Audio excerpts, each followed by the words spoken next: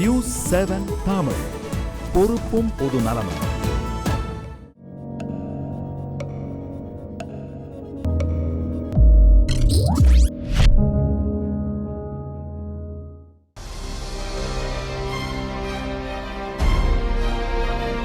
News 7 Tamil Chennai அரங்கத்திலிருந்து நேரடி ஒளிபரப்பு.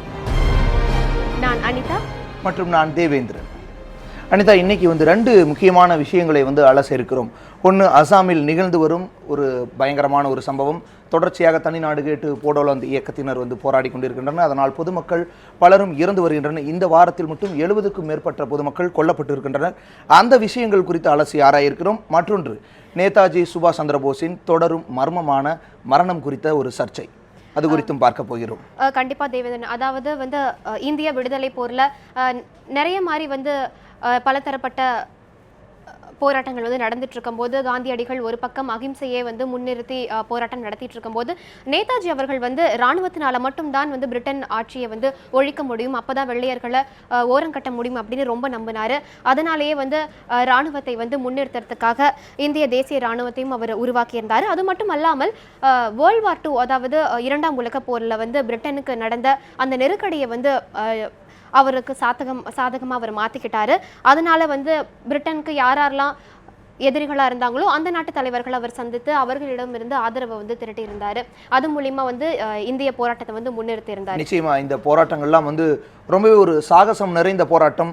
அசாம் வடகிழக்கு மாநிலங்களில் நிகழ்ந்த ஒரு பொதுக்கூட்டத்தில் காந்தி நிறுத்திய வேட்பாளரை எதிர்த்து சுபாஷ் சந்திரபோஸ் வெற்றி பெற்ற பிறகு, அகில இந்திய காங்கிரசின் தலைவரான பிறகு, அந்த பதவியையும் துச்சமாக நினைத்து அதை ராஜினாமா செய்துவிட்டு ஆயுதமேந்திய போராட்டம், பூரண சுதந்திரம் என்ற கோரிக்கையோடு வெள்ளையர்களை எதிர்த்து போராடியவர் தான் நேதாஜி சுபாஷ் சந்திரபோஸ். ஆனாலும் தேவேந்திரன், இன்னும் அவரோட மரணம் எப்படி நிகழ்ந்தது அப்படிங்கிறது இன்னும் ஒரு சர்ச்சையாவே இருக்கு. அதை பத்தி நிறைய கமிஷன்கள்லாம் ஏற்படுத்தப்பட்டு அவங்க மூலமா அவங்க மரணம் எப்படி நிகழ்ந்ததுன்னு கண்டுபிடிக்கிறதுக்கு நிறைய கமிஷன்கள்லாம் ஏற்படுத்தப்பட்டிருந்தது. நேதாஜி மரணம் குறித்த தகவல்களை விசாரிக்க பல்வேறு காலகட்டங்களில் பல்வேறு விசாரணை கமிஷன்களும் அமைக்கப்பட்டிருந்தது. அவை குறித்த விவரங்களை இப்ப பார்க்கலாம். விசாரணை கமிஷன்கள் 1956 முன்னாள் INA அதிகாரி ஷனாவாஸ் கான் தலைமையில் மூவர் கமிட்டி ஒன்று அமைக்கப்பட்டிருந்தது. நிச்சயமா இந்த நேரத்தில் ஒரு செய்தி தொகுப்பை பார்த்துவிட்டு மேலும் கூடுதலான தகவல்களை பார்க்கலாம். 18th of August 1945, 3 days after Japan's surrender to the Allies, 1939ஆம் ஆண்டு இரண்டாம் உலகப் போர் தொடங்கியது. போரின் தொடக்கத்தில் ஹிட்லரின் ஜெர்மனி நடத்திய தாக்குதல் 1939ஆம் ஆண்டு காந்தியினால் நிறுத்தப்பட்ட வேட்பாளரை தோற்கடித்து காங்கிரஸ் தலைவராக நேதாஜி சுபாஷ் சந்திரபோஸ் தேர்ந்தெடுக்கப்பட்டார். பிரிட்டிஷ் ஆட்சிக்கு எதிராக நேதாஜி முன்க்கு எதிராக ராணுவ நடவடிக்கையை மேற்கொள்ள வேண்டும் என்றும் அந்த மாநாட்டில் தீர்மானம் நிறைவேற்றப்பட்டது. பின்னர் ஜப்பானின் கட்டுப்பாட்டில் இருந்த சிங்கப்பூருக்கு சென்ற நேதாஜி அங்கு இந்திய தேசிய ராணுவத்தை நிறுவினார்.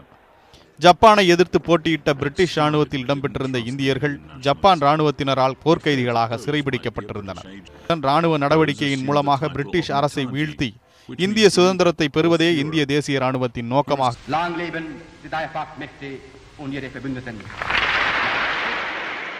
கருதுகின்றனர்.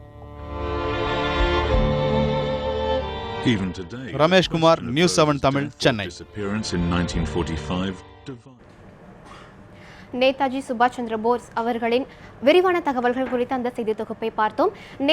நேதாஜி சுபாஷ் சந்திர போஸ் அவர்கள் இன்னும் இருக்கிறாரா, இல்லை மரணம் அடைந்து விட்டாரா, அப்படி இருந்தால் எங்கு இருக்கிறார், அவர் மரணம் குறித்த ஆவணங்களை வெளியிட வேண்டும் என்று பல தரப்பட்ட மக்களும் ஆர்வத்துடன் இருக்கின்றனர். அந்த வகையில் சென்னையிலும் இது குறித்து போராட்டங்கள் நடைபெற்றன. முக்கியமாக சில தினங்களுக்கு முன்பாக மதிமுக சார்பிலும் போராட்டங்கள் நடத்தப்பட்டது. இது தொடர்பான ஒரு செய்தி தொகுப்பை பார்க்கலாம்.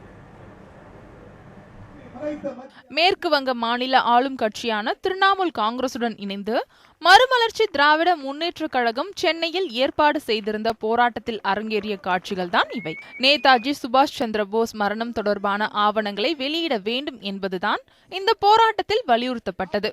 மத்தியில் ஆளும் பாரதிய ஜனதா அரசு நேதாஜி சுபாஷ் சந்திர போஸ் தொடர்பான உண்மைகளை மறைக்க கூடாது என்று போராட்டத்தின் போது பேசிய மதிமுக பொதுச் செயலாளர் வைகோ தெரிவித்தார்.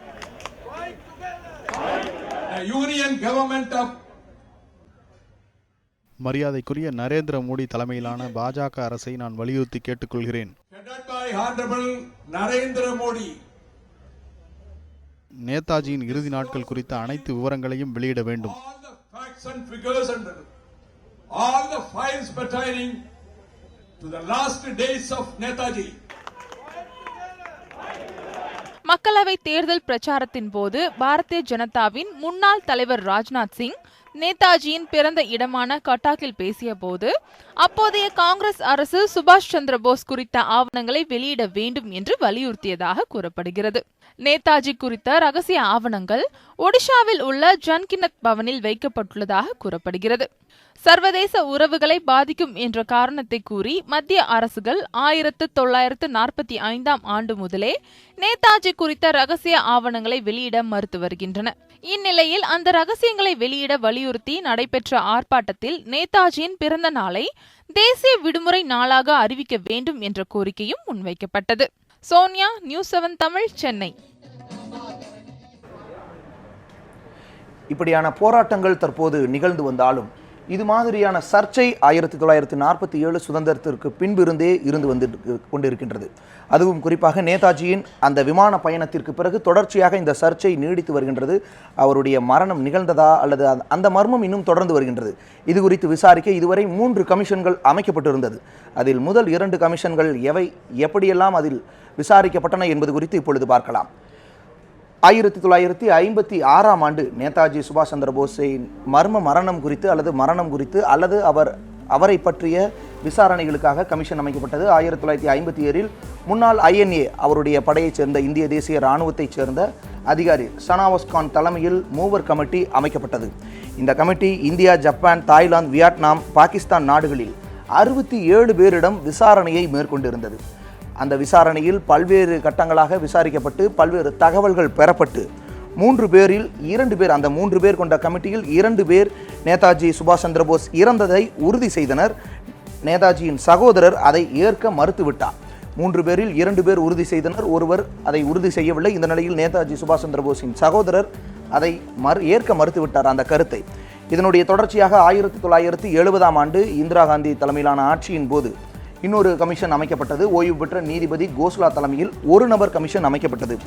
அந்த கமிஷன் முந்தைய கமிஷன் அறிக்கை மற்றும் சாட்சிகளிடம் விசாரணை நடத்தப்பட்டது. முந்தைய கமிஷனின் அறிக்கையின் மீதான விசாரணையும் மற்ற சாட்சிகளிடமும் விசாரணை நடத்தப்பட்டு 1974 ஆண்டு அந்த அறிக்கை தாக்கல் செய்யப்பட்டது. அதில் நேதாஜி விமான விபத்தில் உயிரிழந்ததை உறுதி செய்தது அந்த 1 நபர் கமிஷன்.